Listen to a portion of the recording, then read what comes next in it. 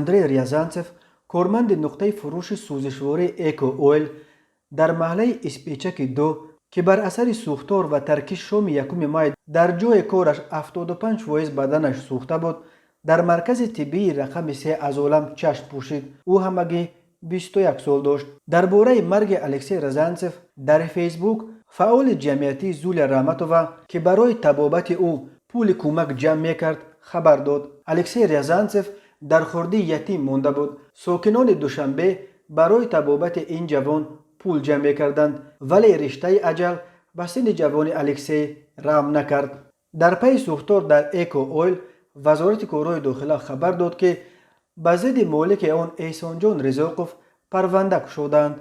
یادآور میشویم که شام یکم مای ساعت 18:30 نقطه تامین سوزشواری ایکو اویل که در نویه سینو کوچه ظفر واقع است و به صاحبکار 33 ساله احسان جان رزاقوف تعلق دارد آتش گرفت. کمیته حالتهای فوق‌العاده گفت برای فرو نشاندن آتش 16 عدد تکنیک مخصوص سوختار خاموشکنی، خدمات آتش نشانی، ماشین یاری تعجیلی و زیاده از 50 نفر هیئت شخصی شعبه وزارت کارهای داخله 2 نویه سینو جلب شدند.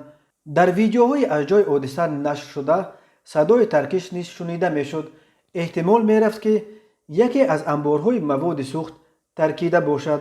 وزارت کارهای داخله گفت در سوخت فروشی که در گرفت بیش از 60 تن سوزشواری نگاه داشته میشد. دکانی که دچار سوختار و ترکش شد قبلا به شرکت امید 88 تعلق داشت. امید 88 یک شرکت زمان پیشتاز در بازار مواد سوخت تاجیکستان بود که بعد حبس رهبرش رجب علی اودینایف در سال 2017 و به 28 سال زندان محکوم شدن او فرشکسته شد. خود اودینایف را ماه مارت سال جاری با زخم معده از محبس به بیمارستان محلی یکم سویسک آوردند، ولی او در اول ماه اپریل در روی کت بیماری از دنیا درگذشت.